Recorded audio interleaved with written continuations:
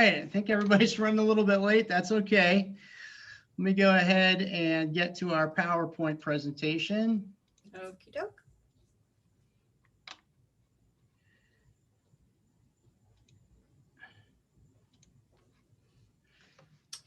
Oh, I thought I was with nuts and bolts today.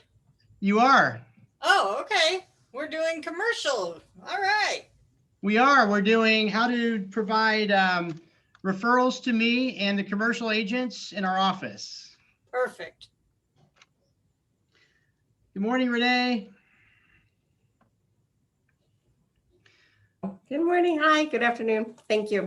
So this will be super casual. I'm kind of expecting more people, but we'll get started right away since everybody's kind of limited on time.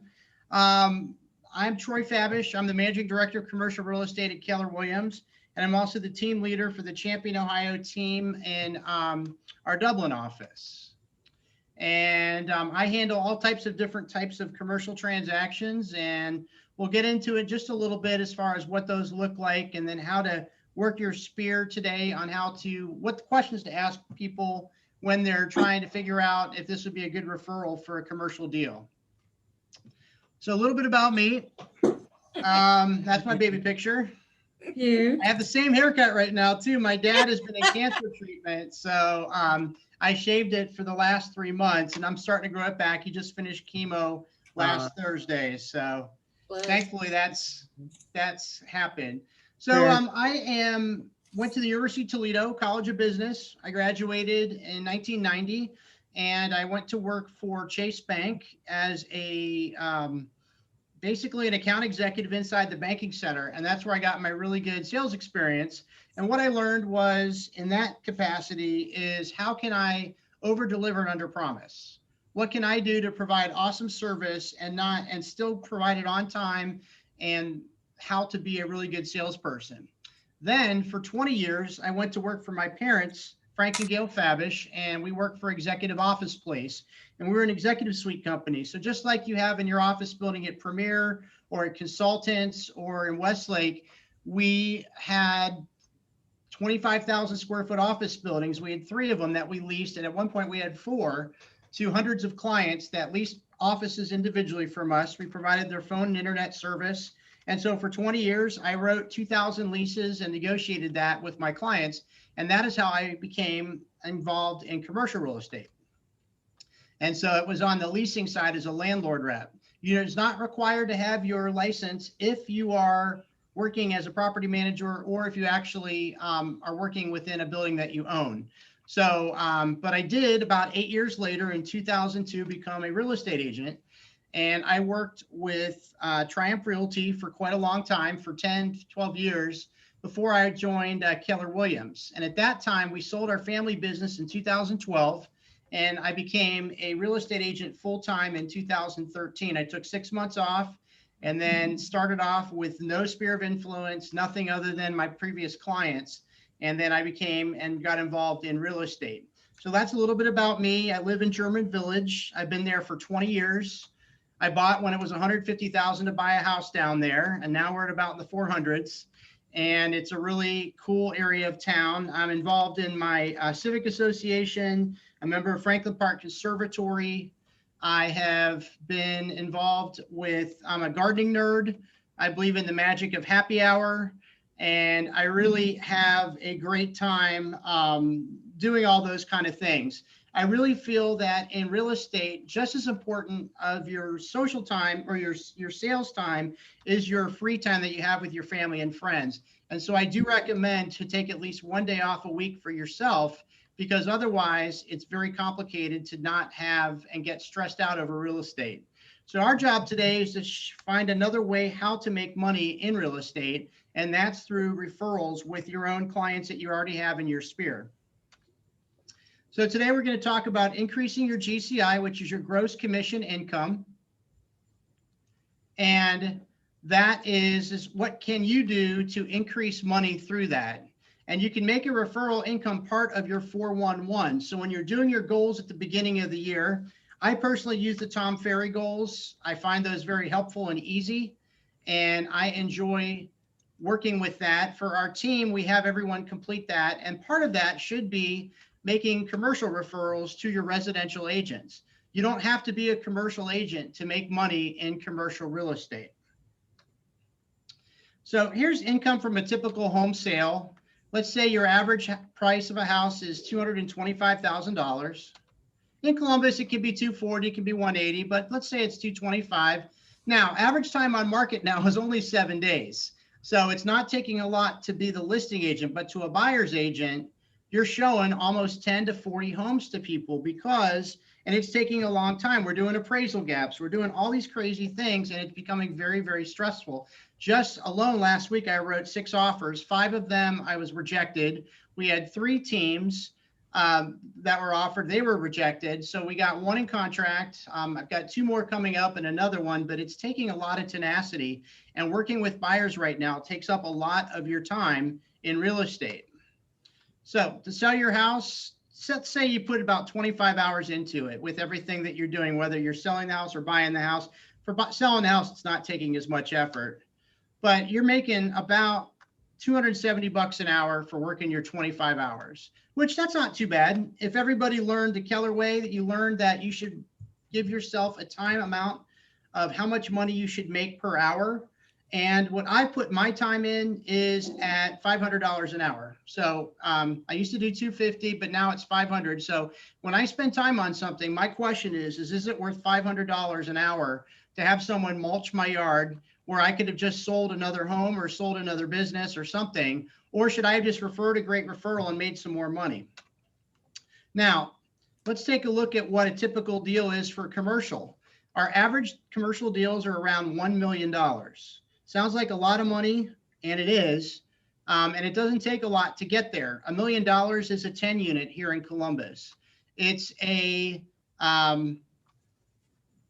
8,000 to 10,000 square foot office building. And so it doesn't take long to get there. And sometimes it's a luxury home. Average commission is always 3%. We always ask for that. And that means $30,000 from the $1 million commission. Your referral fee is 25%, which is $7,500. Time spent for referring that to me, 10 minutes. So that means you're making $45,000 an hour. I know that's a little simplified, but it just shows you that all you have to do is give your name and number to somebody. I have a referral form that you can fill out. You can give that to any of your commercial agents, whether it's in your market center or you want to send it to Columbus. And that is the power of what you can get. I've written checks to people for $25,000. I've written checks for $10,000. Some people have made $100,000 if it's a large enough transaction. So it really behooves you. And today we're just going to talk about how to go through your sphere of influence and what can you do to promulgate and get some better referrals. So how do you identify and assist the clients who could benefit from Keller Williams commercial services? One thing is your database in command. Do your care calls, see how people are doing.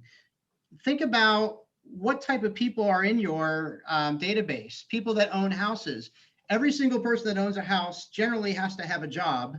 And that person's job means that they're in some type of office building or a medical building or somewhere. Now, a lot of people are working from home right now, but a lot of people are also thinking that, hey, my first purchase is the house, but what if I started buying some multifamily? And that's usually the first thing that someone buys is a multifamily property, which just means that it's a shared wall from 2 to 4 units that people can purchase and maintain fairly easily. You can also solicit business professionals and acquaintances. It can be people in your networking group that you can be talking about. However that you lead generate, it's great to start with just your database. Here's some questions that I would say that you should ask to determine if someone is looking for space or not. Are they or the company that they work for expanding or relocating? Think of things like you see people doing a moving truck, or they're making improvements to the building, or you see them changing their IT structure or their phones. You know, maybe they're looking for something like that. We want to get it before the moving company, but that's one way. Are they starting a business? Did they decide to go on to their own as a business? A lot of people are doing that. Are they looking for leased office space?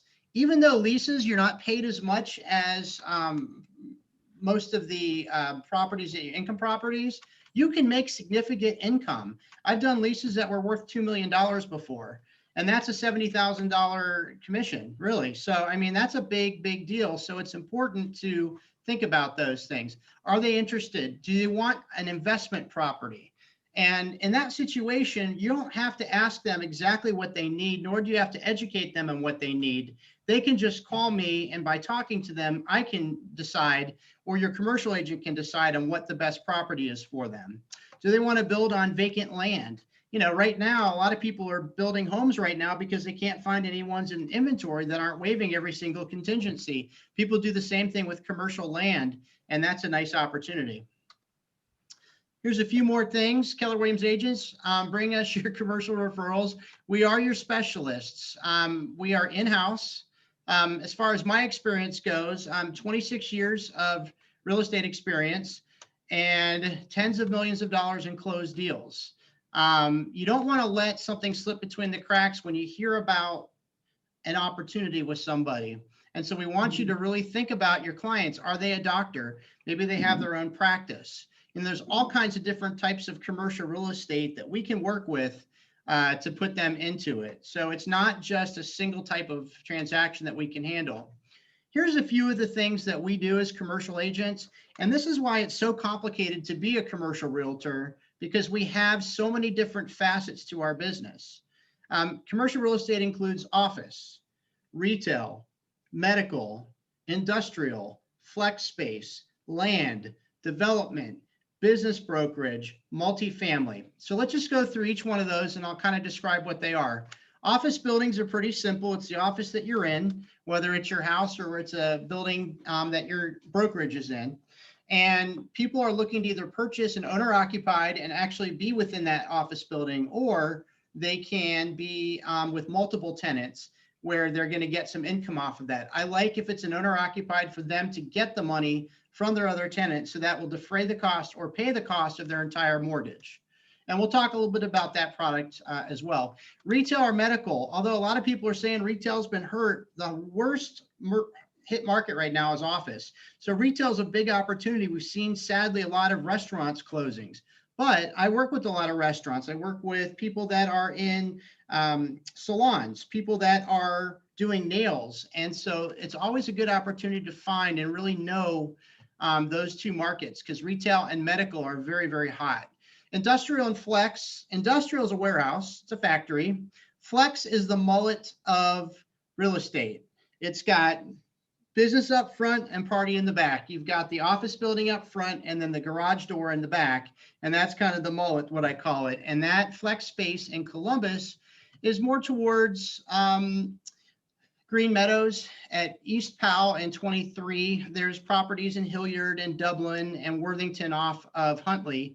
In Cleveland, you'll see places like that in Rocky River and North Olmsted and a few other places. And it's generally office-y and a little bit of industrial too. Land development is simple. It's just land. Business brokerage is we're actually selling a business like a car wash along with the real estate that's attached to that. And finally, multifamily, which I'm mostly a multifamily office retail specialist, but I do handle a lot of industrial and medical too. Multifamily is just so hot right now. Cleveland right now is blowing up too, just like Columbus is in Cincinnati, as far as buying multifamily units. And it's really, really hard to get those deals closed. I'm successful generally, but it's having the knowledge that you need to know to really talk about these things, to talk about what it means to have your cap rate and cash on cash return and 1031 exchanges and a lot of other things. So that's just part of our deal as commercial advisors. We focus on maximizing our clients' best investment goals. And by just talking to them for a few minutes, we can decide what type of risk they're willing to take and what type of a landlord they want to be. The last one I didn't mention here was single triple net clients, people like CVS, Chipotle. Your cap rates are going to be lower, but you're going to have a term of lease maybe of 30 years with a really trophy client. And so that's something I also sell a lot of.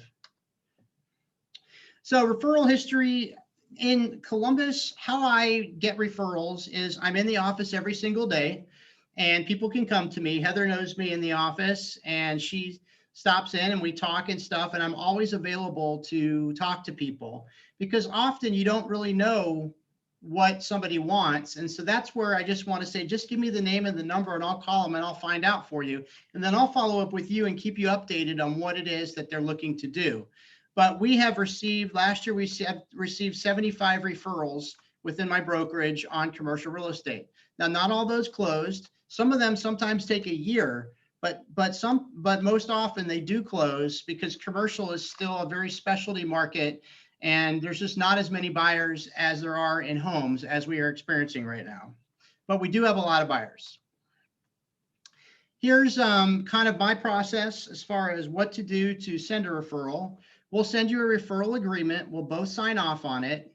You don't have to have your broker sign it if you don't want to. There's a place for them, but generally it's just the agent that's referring it to the commercial agent and the commercial agent, and we'll keep you informed. If you haven't heard from me, feel free to call us or talk to us and say, hey, what's the update on this?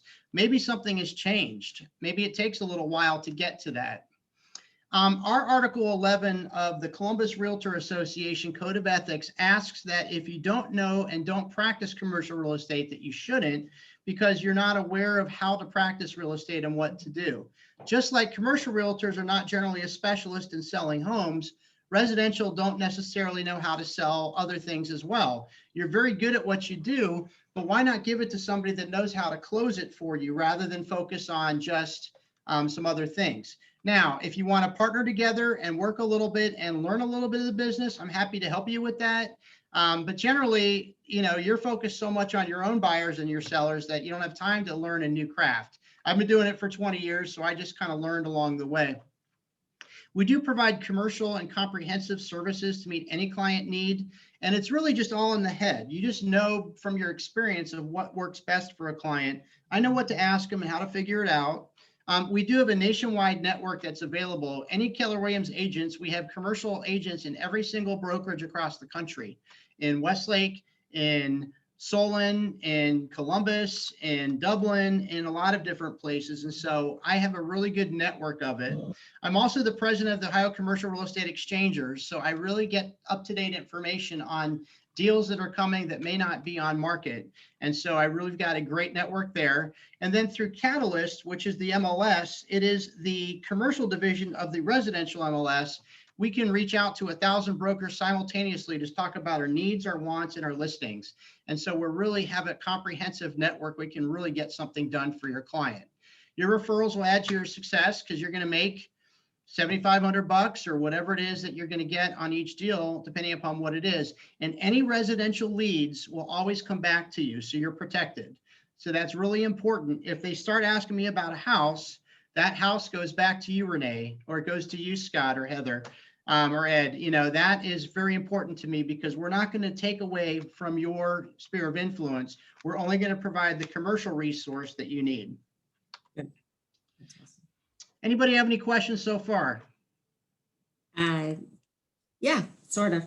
Renee. Actually, that was good that you hit on that portion because that's mainly why I came to you now, is that there's a commercial property, but it's similar to a residential property because of the price range, 135K. Mhm. So, and like you said, see, personally, I always thought you have to have a commercial license or you should be commercially well. When someone says, oh, you could do it, you could do it. Well, yeah, I could do it. But like you said, it would be nice to be educated and not just in a crash course. So personally, I would feel more comfortable if I can, at the end of all this, we could touch base because I'm trying to cram how to do a commercial. And there's a property here that I think the client could, once she gets approved, would be good for you and me together. Excellent. Yeah, and so it is true. We have separate commercial contracts. They are not the residential contract. The only thing you can use a residential contract for is 1 to 4 units. You still need to fill out the consumer guide agency. You still need to do an agency disclosure. You still need to do the residential property disclosure, the lead paint, and then the listing. Or if you're making an offer, you just have to make sure, but you can do it for a 1 to 4. Anything over 4 units, anything office, warehouse, medical, land, or whatever, it has to be on a commercial contract because our terms are different. And Yeah. frankly, you have to have the knowledge of what you have to ask for, things like rent roll and leases and income statements and past capital improvements and how are the utilities separated and all those things that you just might not know if you're thinking about more of a residential based. Questions that you can ask your friends, your relatives, your sphere of influence is, do they own or lease the real estate that they use for their own business? Are they happy there? You know, if someone starts complaining about their office space, that could be a good referral for me because they may not like it anymore and may have grown out of it. Every client, even if they're renewing, does have the right to make some improvements and get some money from the landlord. I also get free rent for landlords, for tenants and stuff. So I can do leases or investments. You can go to your high net worth individuals, people buying your 500,000, your $1 million homes.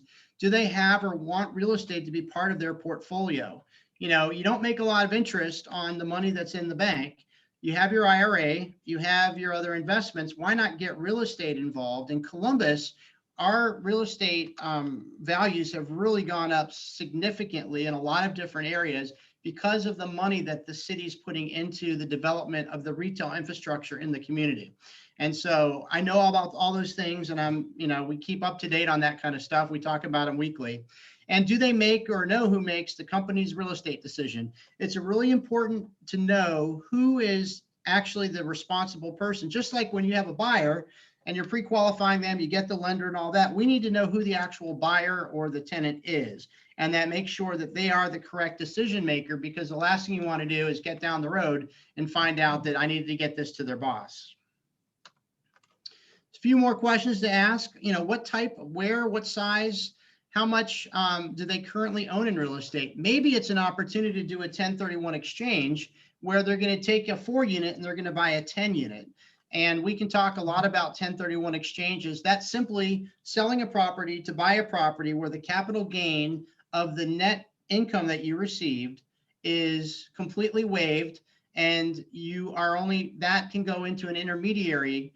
And then that is held until you close on the next property. And that is how it works. It's a 45-day hold. And then we have 6 months to close from there. I do 1031s every single day, and they're a really good investment.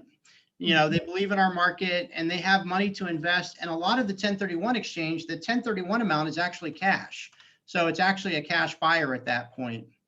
Do they have to invest? Are they motivated to do that? Do they have realistic expectations regarding price, availability, and returns? I get a lot of calls from California and New York and Israel and all over the world of people that think that Ohio is going to have the highest cap rates. Well, in California, the average cap rate is 4%. In Ohio, the average cap rate is 7%. It has gone down depending upon what type of property you have because our inventory is lower. Just like today, the purchase prices of the homes are going above their own values.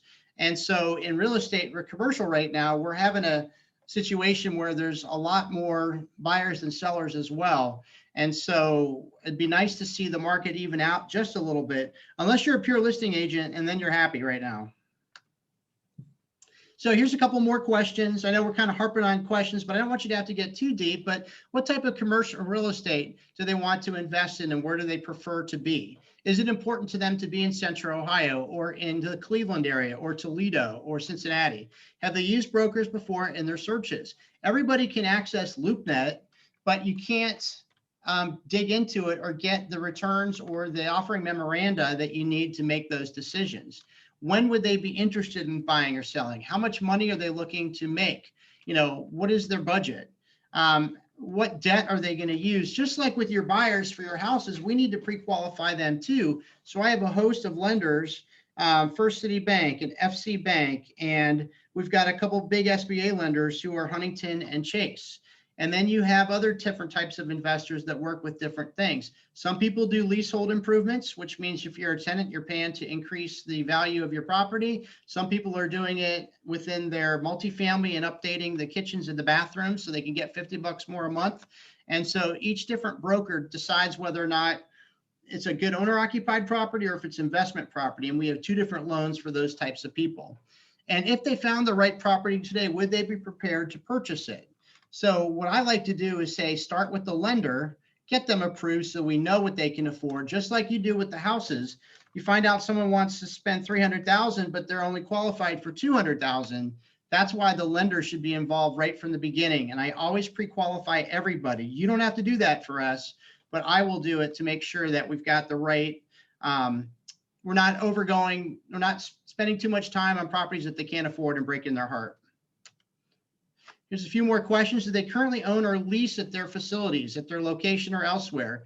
Is their space needs growth a concern? When you're buying an office building for your business, you don't want to have no space available for future growth. So I always tell people, plan in 10 to 25% growth in your building because you may grow into something bigger. Do you have the funds available for the down payment? In commercial, it's generally 20 to 25% down.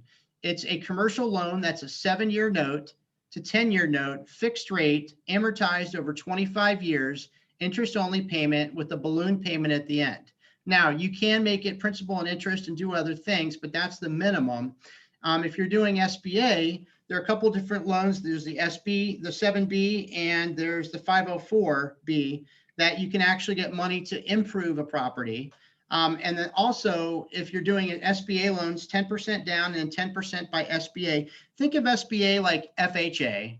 And FHA is what people use to do 3.5% down in the residential side. Commercial, we use the Small Business Administration. That's a federal loan that gives them the 10% for that property. So that's a little bit about our loans. Will they be considering ownership? Will they consider leasing as well? Not everybody's ready to buy, but at some point they will buy, and those tenants will become buyers, just like your people renting will eventually become a buyer for a house. Last questions are, do they currently lease space? And if so, when does that expire? Do they have multiple locations? Is it their first lease, or will they be personally guaranteeing it? The first time you do a lease, most people don't understand you have to sign a personal guarantee that says if there's a problem, you still have to pay the lease, and that's something that I have to have a conversation with. Nobody likes it, but just like you would with anything else, you do have to personally guarantee at least for the first 5 years of their term. Do they have really realistic expectations regarding availability, price, and terms? People are like, man, I got $1 million. It's no big deal. Well, there's a lot of people that have got $1 million right now. And so we have to be able to get off market deals and really work the system to find the best opportunity for them. Who do you identify? How is the right person to talk about? Who makes the decision regarding the facilities for the company? Does this person also make the decision about which broker to use? Have they used a broker before for the lease negotiation? Sometimes people have used FSBOs, for sale by owners. They haven't used a broker before. When you use a buyer broker, just like a house, the commercial broker is paid for through the seller or the landlord, not by the buyer. So it behooves you to use somebody with 26 years of experience than somebody that's just doing it on their own, because they're not going to get a better deal by not using a realtor. So that's something that's really important. Are they happy with the current leasing activity for their building? This is for landlord representation. If we need to help somebody in like a retail strip center or in an office building, have they expressed a desire to make a change with their listing agent? Are they happy with their results? Right now, office leasing is at its worst low. And it actually, there are 2 times that it's been bad. One was on 9/11, and then one is in 2009. The residential market crashed in 2008 with subprime lending. And then 1 year later, the commercial market hit a year later in 2009. And we had major issues in office and retail. And right now, office is really hurting. Our 3 buildings here in Dublin with 150,000 square feet, we have 10% occupancy right now. So there's substantial vacancy on there. And finally, last question, is there sufficient vacant space for them to market their efforts in the future?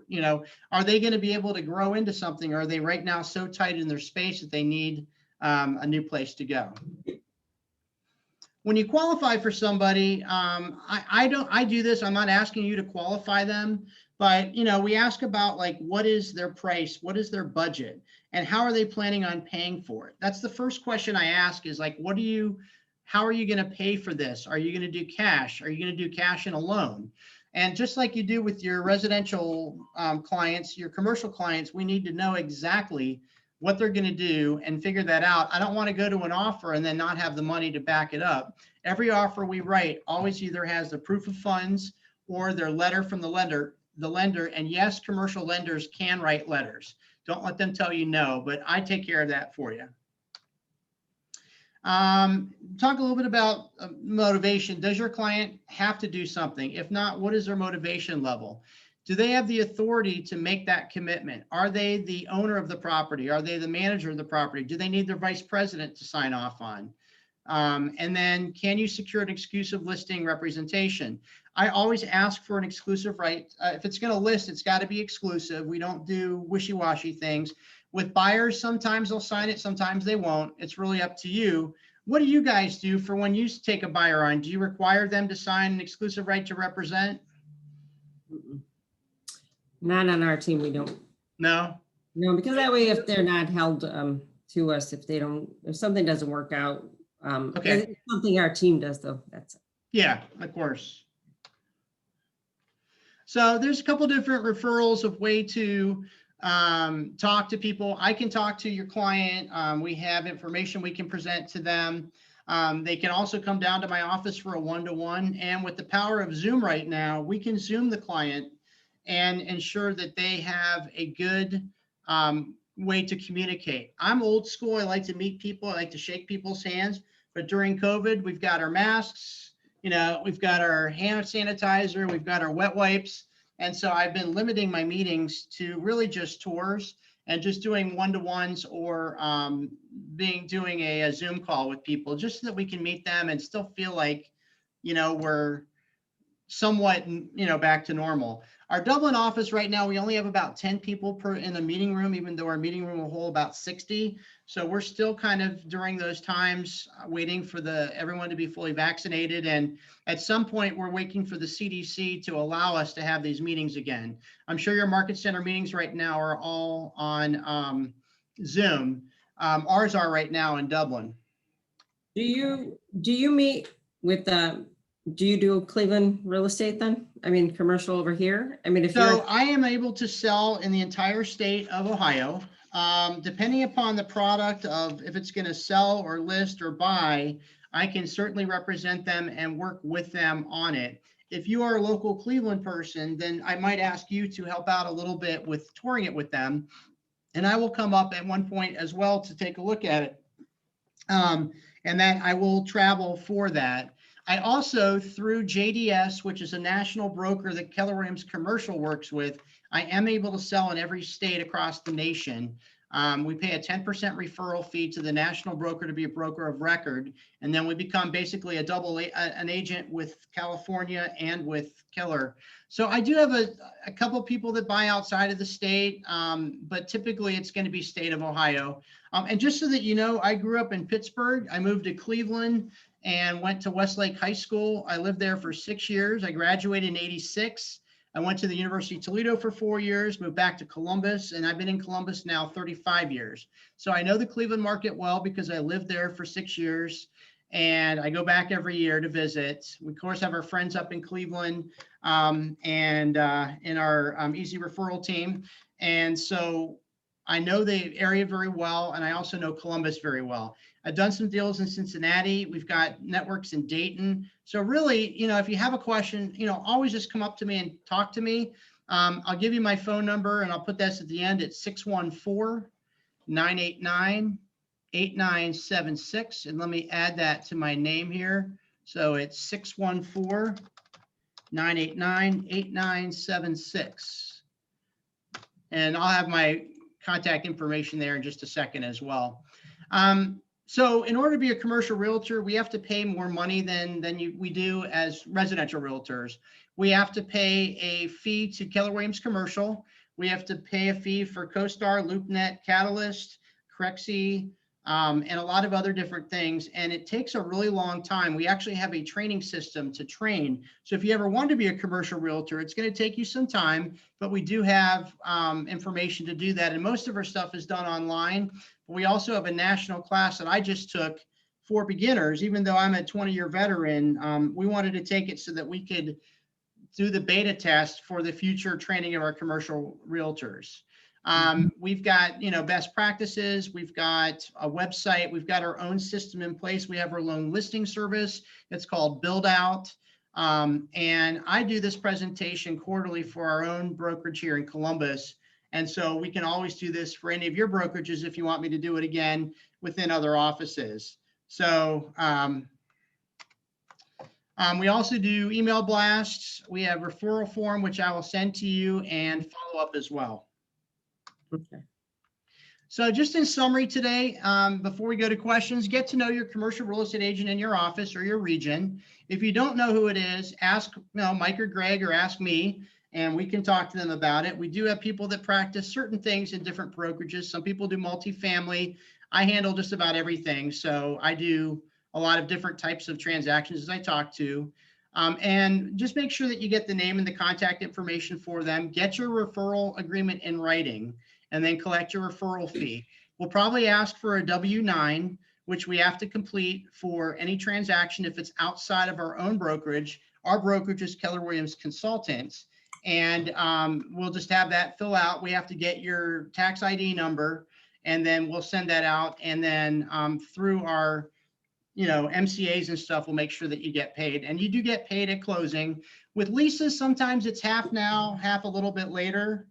So that's kind of a little bit about that. What questions do you have for me? When you do that split, okay, so say I do this referral, so then I get, when they have it listed like a regular listing, like a 3-2 split on the commercial.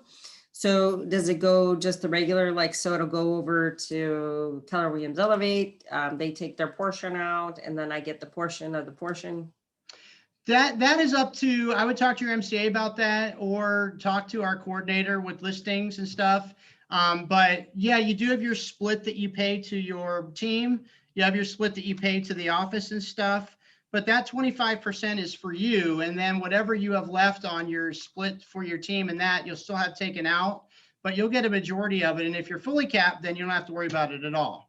So that's a good question for your team leader or for your MCA to just double check, to kind of see where you are on that, if you met your cap or not.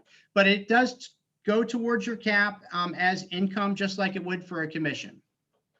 Okay, so if I referred it to you, it would kind of be just like referring to another agent to help me out? Yeah, but you're getting a full 25% and you're splitting it. Then you have your fees that you pay to your brokerage and then your broker and stuff. But the benefit that you're getting is that you're going to get, that guaranteed income on it. So just check and find it if you've already reached your, cap and stuff like that. And for example, in Dublin, our cap, for individual agents is $21,000 and $3,000 to royalty. If you're on a team, it may be $54.50, and then you have your team splits that you do. Your team splits do still apply, but really ask Mike or Greg on that if you have a question, and I think they can answer that for you.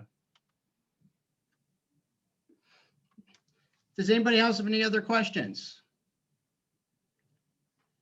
I still have more if nobody else does. Go right ahead. Okay, so yeah, I guess I'm a little bit confused with this. This is just such a little smaller commercial deal. I mean, everything's like $1 million commercials. That's great. Mm-hmm. It's a $135,000 commercial, but it's still commercial. So with something like this, would I look to see who the commercial rep? I was referred to 2 other people, the Stacy Nugent or Roger Nair. I don't know if they're commercial with Elevate, or can I refer it to you and then you will help me follow through with the client that all the above, whatever that you prefer it to be is how we can handle it. You can send it to me. If it's something that's a listing and it's in another city, then it's probably good to keep somebody that knows that market really well. Like I focus mostly in Central Ohio, but I just sold 3 different properties that were in Dayton and Cleveland this past month. And so I can sell anywhere because the way we sell is not through just signs. We sell through CoStar and LoopNet and Catalyst and Crexi, and we simulcast and blast out to all over the world these websites and information. So when you're selling, you're not just selling to a local audience, you're selling to a national audience. With 135,000 property, it depends upon what kind of property it is. Is it office? Is it multifamily? The buyer, I have the buyer, and the buyer, it's for a salon. It would be. Oh, for a salon, okay. Yeah. That's and- fairly uncomplicated. It's just important to know, like, if their FF&E is involved. And Renee, we can talk after this and chat, but if you want to email me any questions that you have. But with a salon, you have FF&E, fixtures, furniture, and equipment that you need to negotiate on. You got to figure out the filtration systems if there's petty, mani and petty stuff. And I've sold a bunch of salons and things in the past. So those are the things that are important to make sure the utilities are cut, you know, who's paying what, and that kind of stuff, because that's what's really important. Okay, well then, yeah, maybe, do you have a moment after we're done here? Yeah, or sure. if anybody else gets off, we can still talk on the Zoom or something, I don't know. Sounds great. Any other questions that I can answer for you guys? I know this is a start. This is a basic course just to kind of teach you what you can do. But if you have any questions, you can call me, and let me give you my contact information.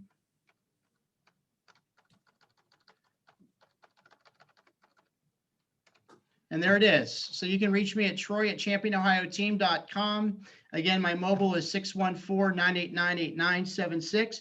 But spend a little time maybe this week, take a look at your database, see if there's people that you can call and make some money out of it. Again, I've written checks for tens of thousands of dollars to people, and they were like, really? And I'm like, yeah, you really get paid on that? I'm like, yep, we do. And we fight for every dollar that we make in commission so that you can make money too. All right, guys. Well, thank you so much for meeting with us today. Thank you for spending your time with me, and feel free to call me anytime. Thank you, Troy. Awesome. All right. Thank you, Heather. Thank you, Nate, Bye. Scott. Nice seeing y'all. Good Bye. seeing you, Heather. Bye, Nate. All right, Renee, did you want to? We are. Well, yeah, actually, now I have a little more detailed questions because it's hard for me sometimes because I am inquisitive and I do take on things sometimes or start things and say, wow, hey, we can, instead of just saying, no, I don't do commercial, I go, oh, hey, yeah, you know, I know somebody who could or will, and then I tap into it quickly. So I had referred one actually last year, and I'm just going to reach out to her again, but I'm not hitting the go button until I talk to you because there was a property that was out in near Akron, I think it was, or Kent. Paws and Tails Pet Retreat of Talmadge. She wanted to sell her business, the whole business with all the, and it was kind of, okay, well, you know, we don't really do that, but we can refer it out to someone in Solon that might maybe, and then the Solon, Mike Trudick referred it to someone who referred it. By the time it got to Michelle, I'm being honest right now, by the time it got to her, I'm like, well, hey, what happened? Well, I got a message, but she's a police dispatcher. She's like, I didn't return the call right away. And then by the time I got back to it, nobody's really followed up and I didn't really do anything. It happens. And commercial realtors are not the best at follow-up. I'm good at follow-up, but a lot of people aren't, and they aren't going to talk to residential agents, sadly, because of their ego. And so a lot of commercial agents, I'll have residential people call other commercial agents that have the listing and they won't even call them back. And so, and it's stupid because I have an ego check. I don't care. I don't care about the size of the transaction. If it's a $100,000 client or $100 million client, they're treated exactly the same. It just means I have to spend more time in due diligence. So it's important to make sure that you treat that person really well and get an expert in that area. Nick, can I refer, is there a way that I can refer? I mean, like, I would love if she says that she's still considering that. Why don't you call her first before you refer it to me? Call her first and let her know you have a commercial agent that can help. And then I'm happy to go through the due diligence for you. No, I mean, but because I referred it before to Mike Trudick and then it was referred. Can I still give it to you? Yeah, just make sure they didn't sign an exclusive right to represent. I don't want to step on somebody's toes. So I might go back to Mike and ask him. Yeah, nobody, she never talked to anyone besides me, I don't think. Okay, just verify that and then send it to me and I'll send you a referral form. Okay, and then the same thing for this other one. This one on East 85th and Euclid, it's by it's, you know, that it's an area that's being well built up. So it's got, And it's the first time that this gal, she's trying to get her a commercial loan. So she's new at it, I'm new at it, and I don't want to pretend like I know. I mean, I started research and my head's buzzing right now. I mean, I could tell you all the different 7 GCI, NOI, RII, blah, blah, blah. I've been doing it my whole life. So what you want to do, you might want to actually chat with Mike or Greg. And are you on Mike or Greg's team, Easy, or no? Yeah, I'm on the Easy Referral Network. So I'm on Premier Ohio team, which is Christine Williams, who said to refer it back to another agent on our team was working when she was working with you. So I'm kind of going to loop to loo. And then I went back to the broker because I'm disconnected because it's like Elevate, but Premier, but Easy Network. So then they referred me to 2 other agents that might be that Stacey Nugent and Roger Nair might be able to answer questions. I need more than an answer question. I can handle the entire thing. Just make sure you have permission to give it to me. And you may want to just reach out to Mike privately and ask him, you know, what's the best way and does this sound right? Because I don't want to step on anybody's toes if they've done anything. But yes, you can refer it to me and I'm happy to call them. Or we can call them together. And that way, that's what I prefer. If you're going to refer me, I'd rather you be on the call the first time because you know that person where I don't. Yeah, the gal Patrice, I mean, if she ends up getting that pre-approval, that's commercial pre-approval, I'm going to be on it and she'll know that I'll be honest saying, hey, you know what, of course I'm going to help you as far as I can. And now I have someone who's a specialist that can help you. Yeah, tell me you have a commercial realtor now that'll work with you. And here, to be honest with you, with this seller's agent, I think she's a residential agent too, because I've asked her, do you have disclosures? Do you have the, give me the expenses, give me the utilities. She kind of just rambled it off. So I said, could you please forward the documents to me? Well, I don't have any. I was just collecting notes over the property's been up for 917 days. So yeah, I have to get those things. And in my contingencies, when I write an offer, we specifically write them and ask for the rent roll, expenses, ask for any improvements. Is there a condo association? What are the HOAs? If it's a strip center, you got to know what the operating expenses are. And there are going to be condo fees in a complex where multiple people own those property, whether it's office or retail. Yeah, I'm really glad because this is what when she's like, well, she sent me a 2-page survey. That's the only information we got besides the MLS listing. And I said to her, per the letter of intent, because I did my own research. Shows the owner should provide the buyer with a service plan, specifications, disclosures, third-party inspection reports, and studies. At your earliest convenience, can you please forward these to me? And she's kind of like, well, I mean, I don't really are. No, I don't think she does. And so 2 people who don't know what they're, I mean, obviously I've tried to do my research, but I still don't know. Well, I know what I'm doing though. So I know what to ask for. Okay. If I can get the okay, I would be honored to refer both these over to you. So if I can get that referral thing, I print it out on my own or do whatever. Yeah, I'll shoot you off my referral form. Go ahead and take a look at it.